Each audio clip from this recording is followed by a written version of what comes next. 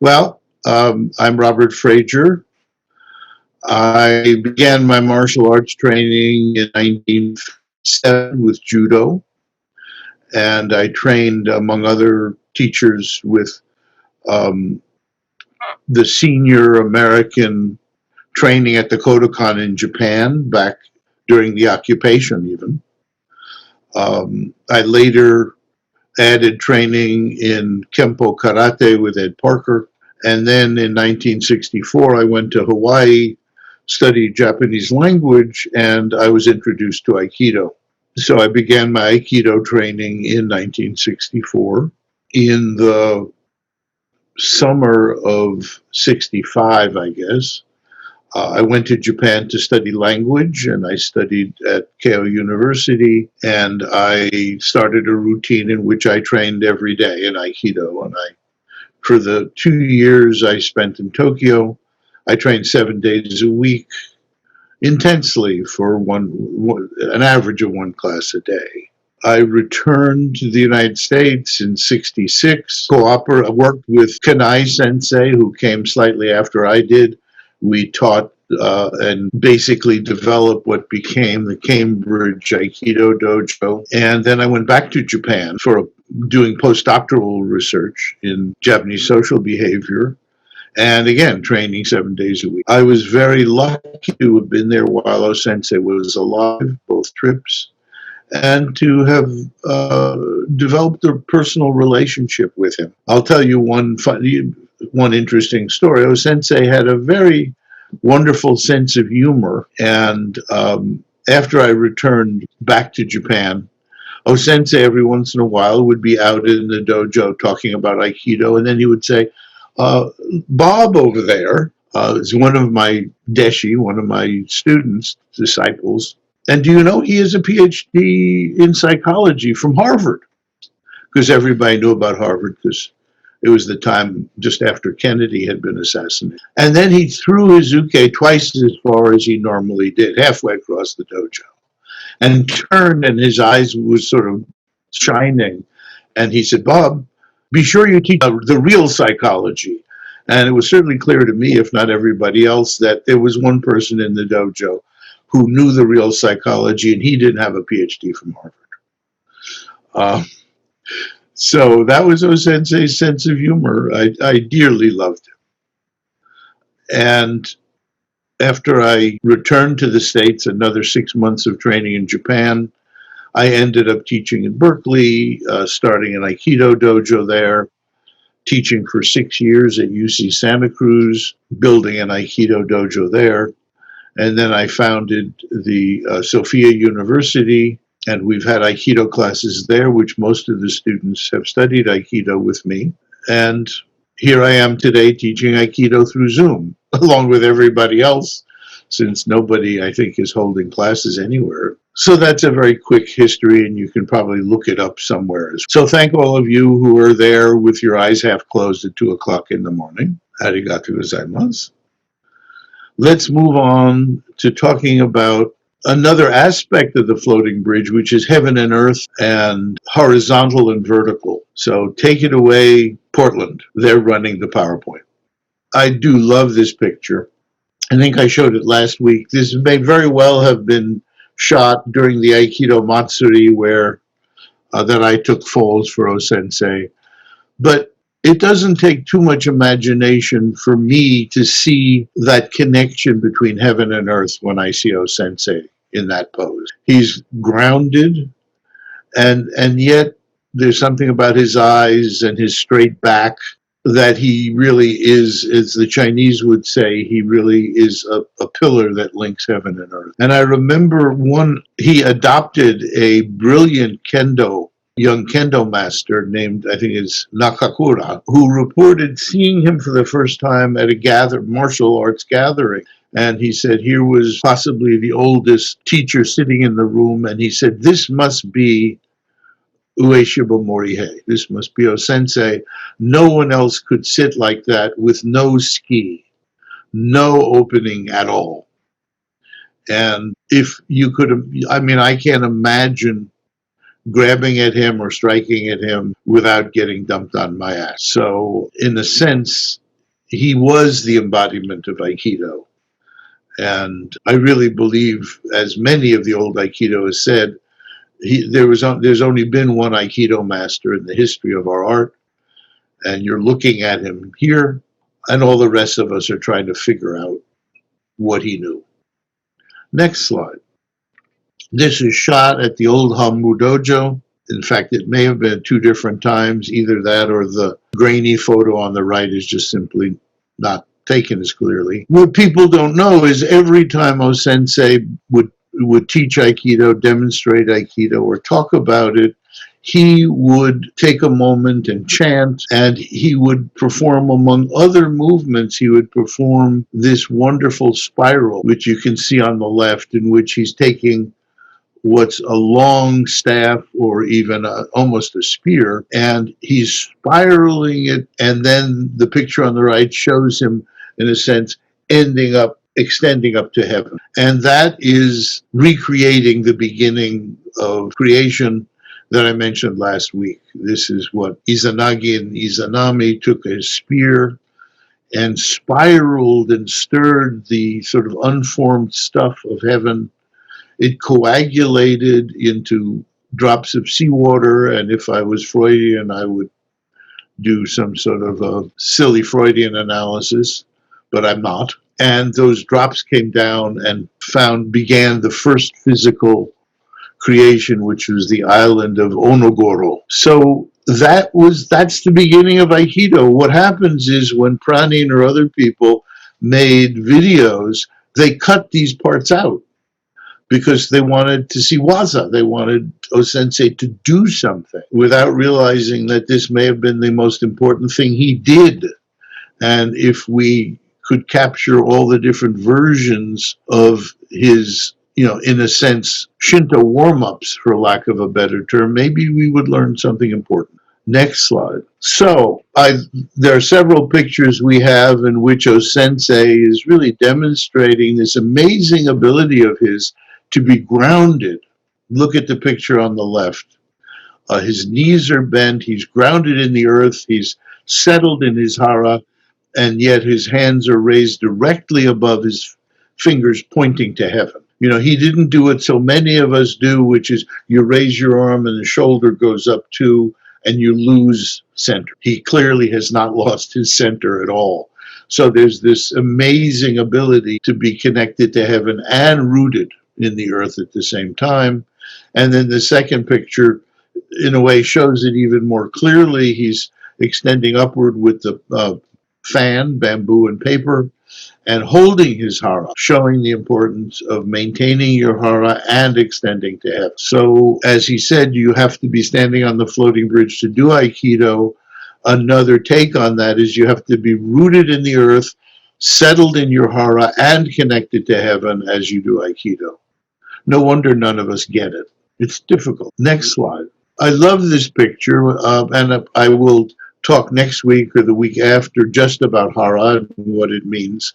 This was done by a very well-known Japanese sculptress, and I don't know how much painting she did, but she loved Sensei. I met her once or twice at Hombu Dojo, and she drew Sensei in a way as a sort of Chinese god of war or whatever. You can see the outline of a Chinese sword over his left shoulder, and his heart chakra is above his hara chakra. And again, another class possibly will be just on heart, which is unfortunately, again, rarely talked about in Aikido. You can find it, I think, I'm sure one or two of Stephen's books has this picture in it much clearer.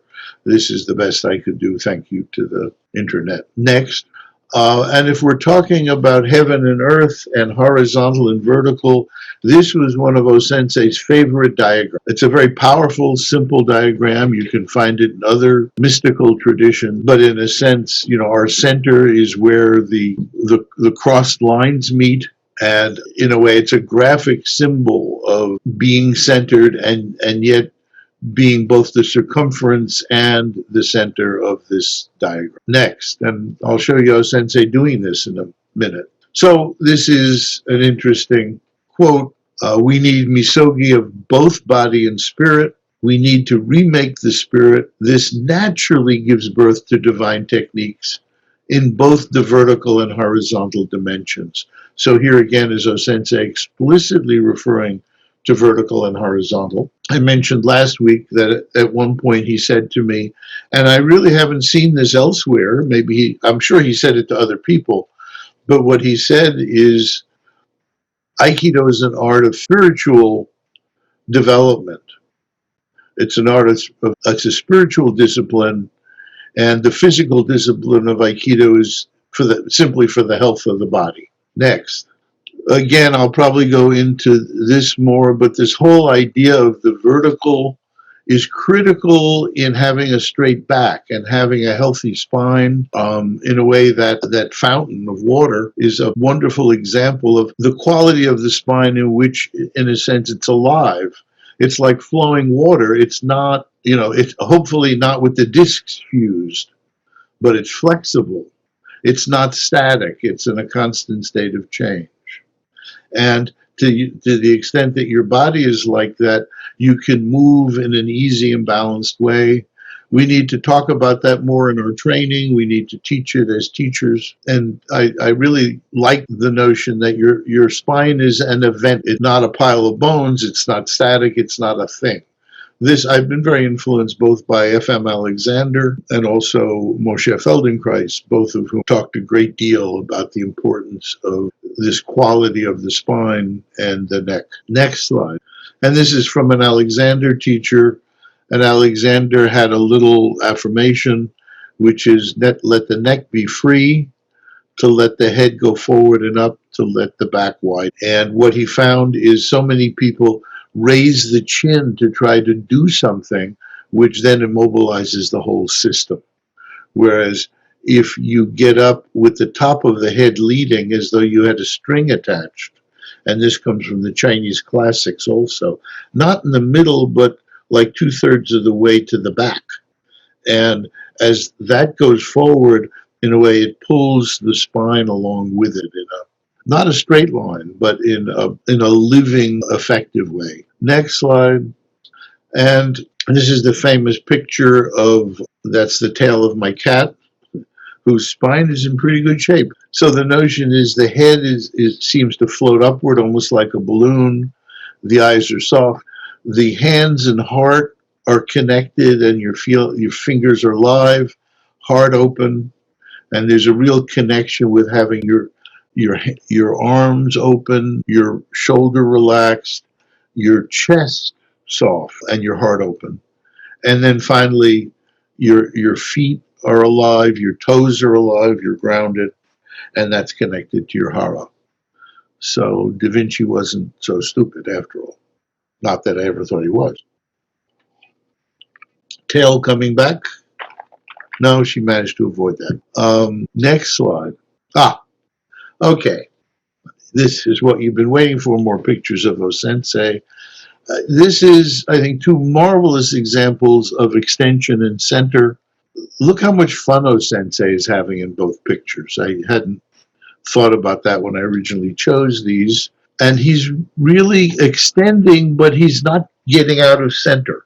He's perfectly centered in his body. He's balancing right and left in the first picture, and he's not looping his arm over the shoulder like he's going to wrestle his uke down. And then the second, this was very common, he would say to his uke, push. And he's standing there perfectly relaxed. You can see how his uke, who possibly could have been me because I had glasses that looked like that at the time, his uke clearly is pushing.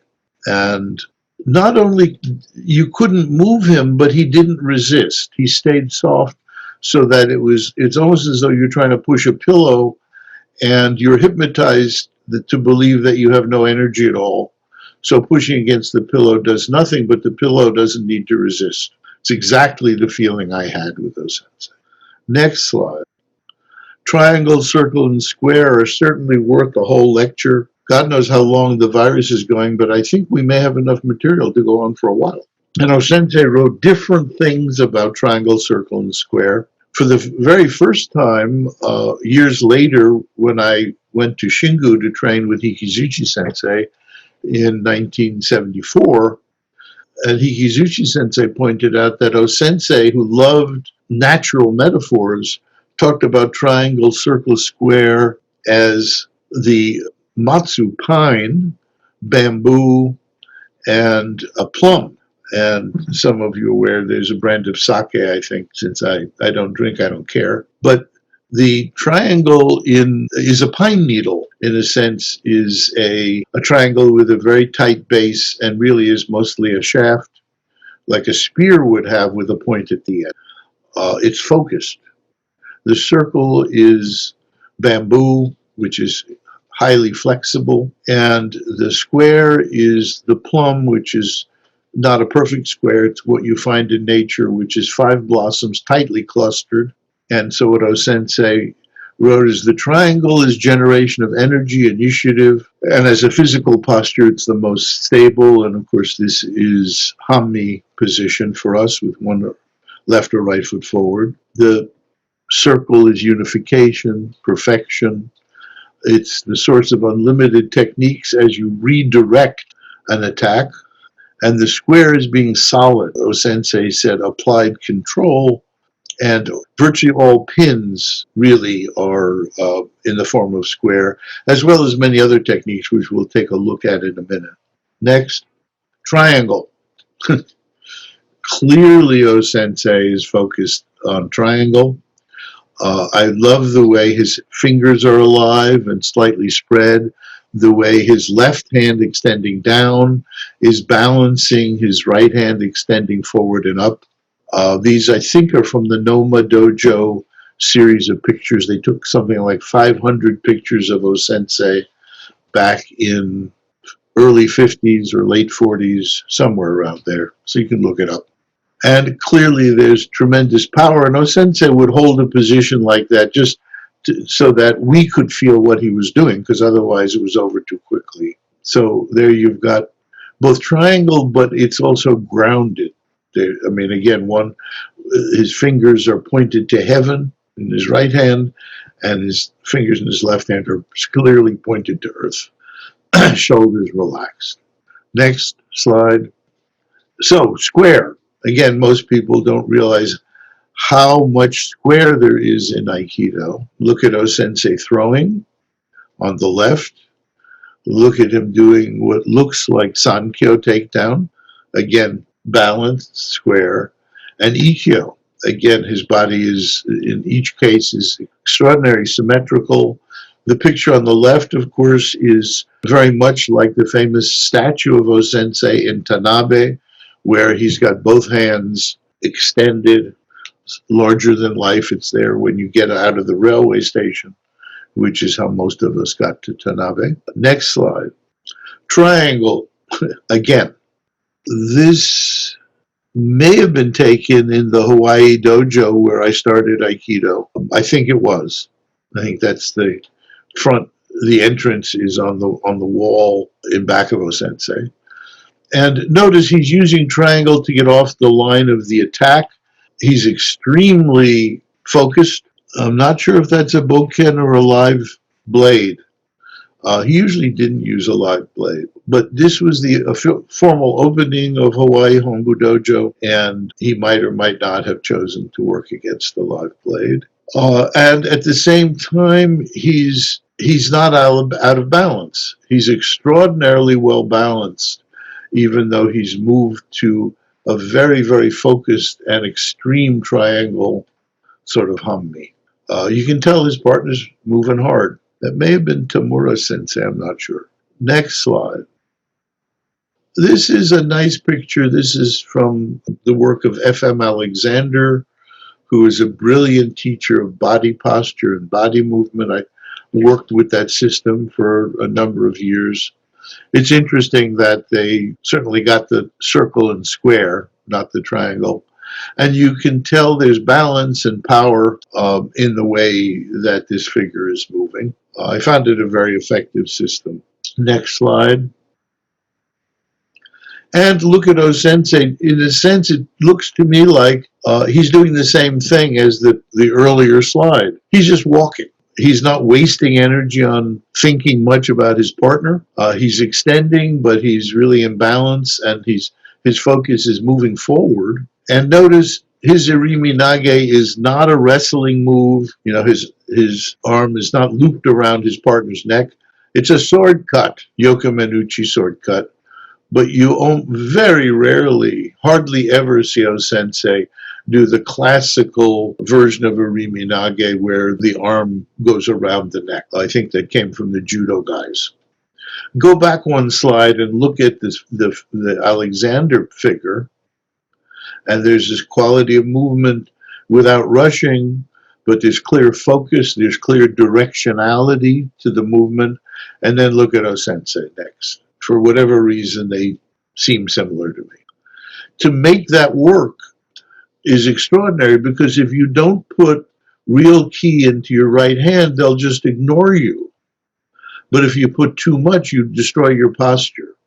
So there was something extraordinary about Sensei. It's almost like he's shaking a little water off his fingers rather than throwing something. Next slide. This is a much more common version of Sensei's irimi nage. His body, again, is in balance. There's a little bit of a tilt because he got out of the way of the attack, I would guess. He's also not in a keiko-gi, if you might have noticed. He's in a hakama haori. The haori is the overcoat, or the small jacket that's over his kimono. And he would come in from the street and start demonstrating Aikido without changing. This was his everyday street clothes. Again, as one or two of my teachers have said, irimi nage is literally entering throw. And what you do is you enter. You don't fiddle around by dancing in a circle, waving your hands up in the air to the crowd. You enter. And if it's good enough for Sensei, it should be good enough for us. Next slide. The square again. Here's Sensei on the left doing an irimi nage, but it's square in this case. His hands are balanced. Kato Sensei would do this. This is an irimi nage. He moved into the side, but you can see how there's a connection between his hands, that it really hasn't moved to a triangle position so much as square between the hand in the back of the head and the hand in front of the face. And the picture on the right is interesting. This is taken in Shingu. The gentleman in the hakama is the late Hikizuchi Sensei, and the gentleman on the right is Ano Sensei, who many of us know. There's a whole set of these from Shingo that some of us were gifted with. But again, you see how well Sensei used the square. And they're an example of being very solid, grounded, and at the same time having a great deal of forward power. Next. This is stolen along with almost everybody in the art from the drawings in Aikido and the Dynamic Sphere that were done by a professional graphic artist named Oscar Ratti, R-A-T-T-I. And I think one of the things he's saying is, look, if you're off-center, you can't keep your balance. If you're centered, you have a natural sense of balance and a capacity to be aware and to move in any direction. I don't like the text in Aikido and the Dynamic Sphere. They both wrote it as shodans.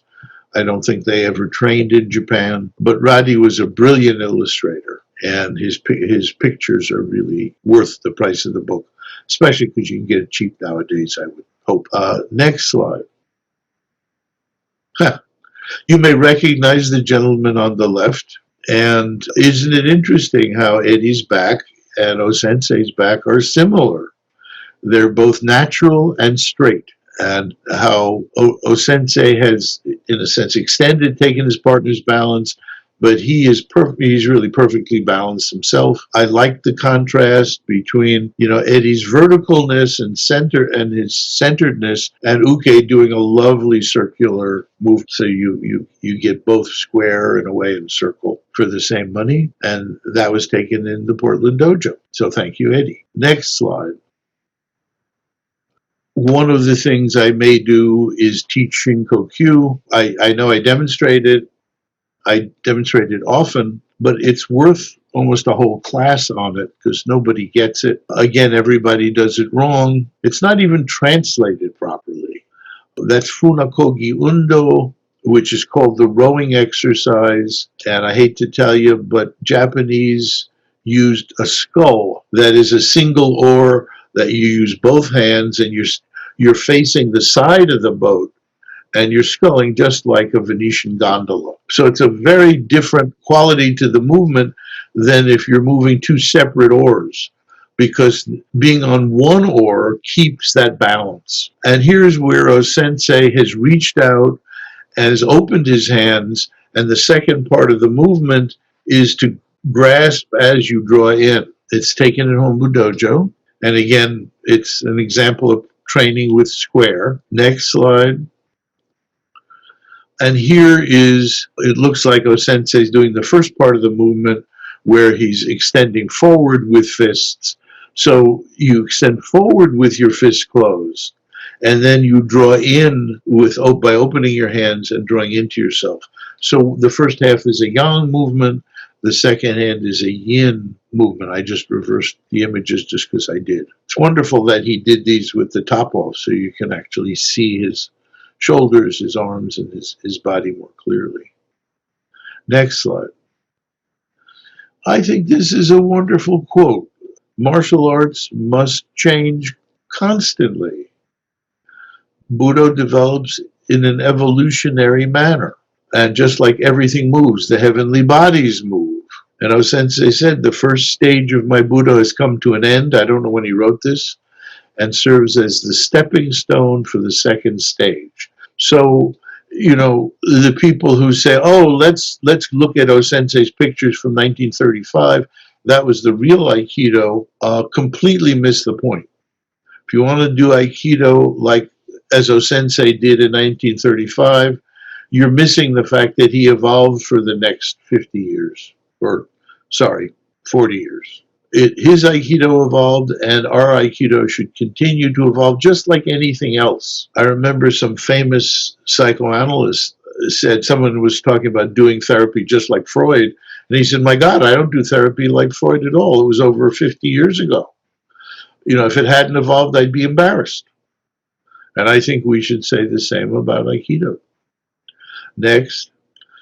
And this is a quote about the circle, about the fact that circles are vacant, and to be empty is to be free, unrestricted. And in a sense, having a center to a circle brings out ki, which is fascinating.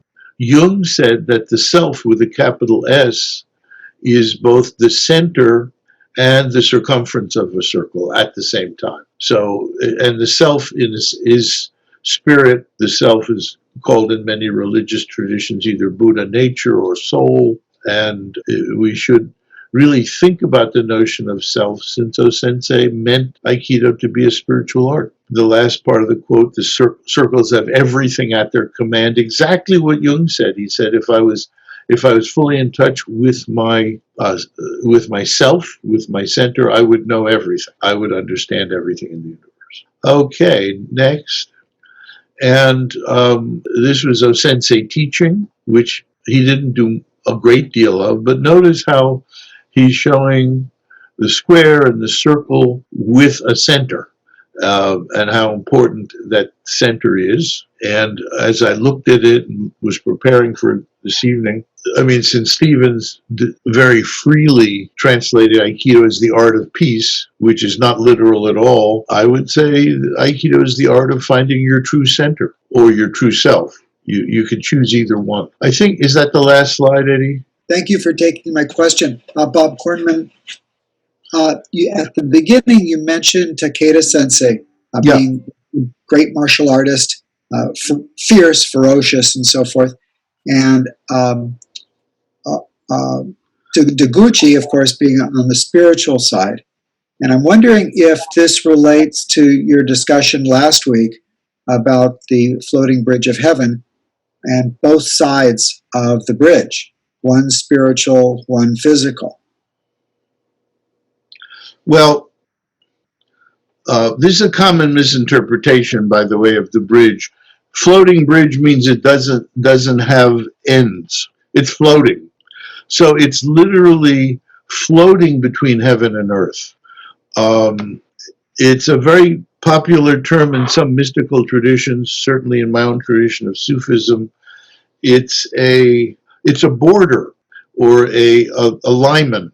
There's the notion of something that's liminal is the threshold of the house is not outside or inside. You cross the threshold and you move from the outside to in or inside to out. But the threshold, you can't quite stand on the threshold. So the floating bridge is a place where you're not in heaven or in earth. That's what I think my interpretation is. That's what's important, that it connects heaven and earth and separates them at the same time. I know this is giving you a lot, and I've read lots of esoteric stuff about it. But it's like, one example is like an isthmus. There's a San Francisco, for example, and the peninsula. It's a large isthmus, and it separates San Francisco Bay on one side and the Pacific Ocean on the other. It has two shores. It has an eastern and a western shore, and the eastern shore is on the bay, the western shore is on the ocean. It also connects the two of them, so it both separates and connects. But no, I wouldn't. But it's interesting that the bridge itself is floating. So you can imagine sort of heaven is that which is above, and earth which is that which is below, and in between, and neither heaven or earth is the floating bridge. And then, how do we find what's the modern metaphor? Well, I think the modern metaphor, Jung said, it's the space between. Can you find a space between when you're out of pattern, when you're out of your usual habits, which allows real creativity to emerge? Because whenever we're in our daily routine, there's not a lot of creativity happens. It's why businesses say, let's have a meeting, not in the office, not surrounded by the phones and everything that we're used to, but let's have a meeting off-site. It's usually an excuse to go to Palm Springs or Hawaii or wherever. But part of it is let's be somewhere that's not part of our workday, which allows us to think. There's a wonderful book by an old friend of mine called A New Science of Life. His name is Rupert Sheldrake. He was a very successful British biologist until he decided to break the envelope of traditional thinking in biology. And what Sheldrake said is, whenever you're in the midst of your old patterns, it's hard to have new thoughts. And he said the important thing is that what we create is a field, just like gravity, or just like the atmosphere around the earth. And you sit in that field and it keeps you from truly being creative. In order to write his breakthrough book, he left Cambridge University, where he's a professor, and he went to India to a research station in the middle of nowhere for a tenth of his salary. And he said to me, Bob, I couldn't write a groundbreaking book if I stayed in the biology department at Cambridge. I had to go halfway around the world to a place that was nothing like the biological establishment. His book was so good that the head of the British Biology Association formally said the book should be banned. So I immediately invited him to my school and got to know him and had a great time. But the notion of this space between, can you get out of, he called it a morphogenic field, or a field that creates forms, whether it's forms of thinking or feeling or moving. And the danger is, if the dojo becomes a place in which you do the same thing all the time, it's stifling your growth. Your enemy is the dojo. Again, I had another friend, I'm thinking of Scott, who says, this is my, I have all these strange people that I've gotten to know. And there's a wonderful Indian guru who wrote at one point, the ashram is designed to save you from the world. Now, what will save you from the ashram? Just substitute dojo. The dojo is designed to save you from the world, to help you grow, to help you develop, to be a space between where you can learn and change and break patterns.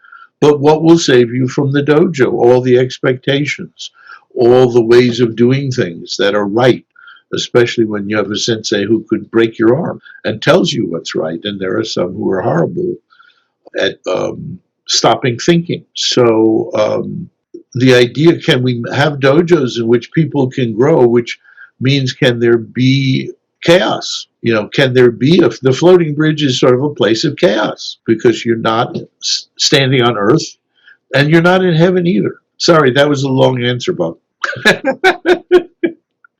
It's a very complex topic, and as I've studied it especially in the both the Sufi and the Chinese tradition. I'm going to ask a simpler question, okay, Bob? Oh yeah, what you say is a simpler question makes me think. So please. Yeah, well, it's actually not so much a question. The rowing exercise have never understood, so it would be very much welcomed if you spent time on it. Yeah. Not really a question, just I don't want to forget to mention that, sorry. So what is it you want me to spend time on? I missed the question. That isn't a question. You had said during your talk that you would maybe do a class on the rowing exercise. Yeah. I'm just encouraging you to do that because I've never understood it. Yeah. Yeah, it's just appalling. I mean, that people never got it. If you look at Japanese old movies, they're sculling. It's a single oar. You know, they don't have separate oars in each hand, which would mean that, which means that this movement, so I get it in the camera, would be coordinated because you're both on the same oar. So you're moving a single unit, not two separate oars. Yeah, I'll talk about it more. I will. That's one of the things that they preserved in Shingo, which they really didn't at Hombu Dojo or most other dojos. So I did learn it from them. You'll remind me. I'll remind you too. Okay, and I had a question. Yeah. So I know a lot of these stories, but other than the founder who was at Hombu sometimes and not there sometimes, who were your favorite other teachers there when you were there?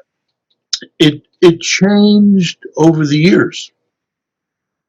My first favorite teacher was Saito Sensei.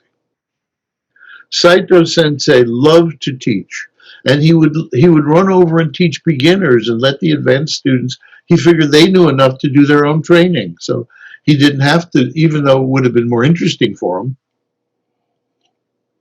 He was far more interested in passing on his Aikido to beginners. He was very helpful to me and gave me lots of tips about how to do basic Aikido techniques. This was his famous Sunday class? His famous Sunday class. And then I started to go to Iwama. I learned Shuriken Jutsu from Saito Sensei, but it was always, well, if Sensei isn't here, we can do throwing knives, throwing spikes. And, Sensei isn't here, we can do weapons. I mean, that was the truth. Pranin got it wrong. He didn't teach weapons when Sensei was around. He also didn't teach weapons at Hombu. I just listened to Pranin's little talk about Aikido and weapons. I was there from 64 to 66, and then 67 through the end of the year. Saito Sensei never taught weapons at Hombu Dojo. So, whatever, for what that's worth. But I loved him. And I still remember going to a party in his house where everybody, since I was the one foreigner, everybody poured sake for me. I got totally wasted. And getting up, and he was demonstrating how to do Yokomanuchi Ikkyo in the middle of his sort of living room with 20 people drinking sake, so there was no room to stand hardly. And he chose me to demonstrate how to do Ikkyo. But he didn't throw me. He would just knock my arms around and then hold me up. He was strong enough to do that with not noticing. That was up to Shodan and a little beyond. And then as I started getting ready for Nidan, I really fell in love with Osawa Sensei. And I more and more appreciated his Aikido. And I've told some of you, I still remember getting ready for my Nidan exam, which in Japan was the first time you had two-person attacks. So two young Japanese black belts who were higher ranked than me would just ride roughshod over me. 5 minutes I was on the mat and they were jumping up and down on my body. At least it felt like that. So I said, Osawa Sensei, how do I handle a two-man randori? And he said, oh, it's simple. He said, you extend your left hand to one of them, you throw them, and then you extend your right hand to the other one, you throw him, and you continue like that. And I realized two things. One is he could do that, and two was I couldn't. But he was very sweet, and he almost never opened up in the dojo. After class, once or twice with his favorite students, you'd see him suddenly look an awful lot like one of the old judo masters, where he would just slide around a partner and they'd go flying. It reminded me of Mifune, the 10th dan in judo. And then a whole new world opened up, almost 10 years later, in 1974, I went to Shingu. And there was Hikizuchi Sensei, who was 10th dan in Aikido, 9th dan in Iai, 8th dan in Kendo, Shinto priest and a Zen Buddhist priest. A little crazy as well. And then he had three great Shihan. And it was unbelievable. I would train with the Shihan and he would teach often. And I learned, they went into detail about how things worked and why, which I never got at Hombu Dojo. The people at Hombu Dojo that got that usually became special students of one of the instructors.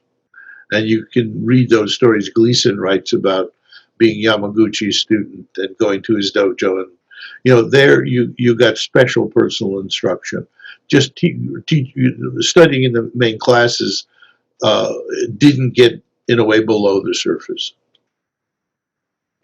So it did evolve. And then I found Kato Sensei, who was a revelation and taught in greater depth than anybody else, and was unbelievably effective. So, 3 more minutes. So ask me a complicated question, I'll give you a simple answer. Brad, go ahead, Brad. I have a question that kind of relates to that. Like, I know that you said you started in Hawaii. Who was the Sensei in Hawaii? I'm sorry, I can't hear. The mic is good or something. Or Brad, you can type. Brad, can you type the question? I think you gotta smooth your internet connection is terrible. Sorry, Brad. You got a bad connection, Brad. Okay. Oh, there we go. Who the sensei in Hawaii was? Yeah.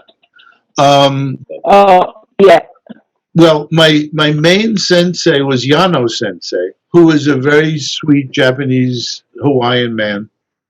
He owned a dry cleaners a few blocks from the dojo in Hawaii, and I swear every class he had a freshly washed gi on. It smelled from the laundry. The sweetest man. And I got to know a little bit, I think it was Yamamoto Sensei, who was the chief instructor in Hawaii. And there's a lovely book, something like Three Masters, and he was one of them that was written. And I mentioned to Yano Sensei I was going to Japan in a few weeks. And the next thing I know, Yamamoto Sensei called me into his little office. And he said, sit down. I understand you're going to represent us in Japan. And I thought, no, I didn't think so. I'm an American. I'm not representing anything. But he said to me, no, I'm representing the Hawaiian Maid Dojo. And as we're talking, he started making ink by hand, in a little ink stone, rubbing concentrated ink and beautiful piece of rice paper with flecks of silk thread going through it. And he wrote me his beautiful handwritten letter of introduction to Sensei and sealed it. And me, the dumb gaijin, because what I knew about Japanese culture was more from bad samurai movies. I suddenly realized that was a good thing to have, and I was too stupid to know I needed it. So when I went to to Japan, my first day in Japan, I grabbed a bus and made my way to Hombu Dojo and presented my letter to the older man who was in the office. It was a tiny little office, and he said, "Oh." And he said, "Wait a minute." And I'm standing there in this very small area where you take your shoes off. And he disappeared. And I didn't know what happened. He just disappeared. And I wondered what I was supposed to do. And this is like one of those interesting initiations that people get that mostly is confusing at the time. And finally he came back and he said, "Take your shoes off, come inside." So I came into Hombu Dojo. Thank God I knew enough to bow. And he took me to the office in back of his, or next to his, and there was O-sensei and Kishomaru sensei sitting in their little office, and he introduced me to them. And I had sort of schoolboy Japanese. I swear I stuttered.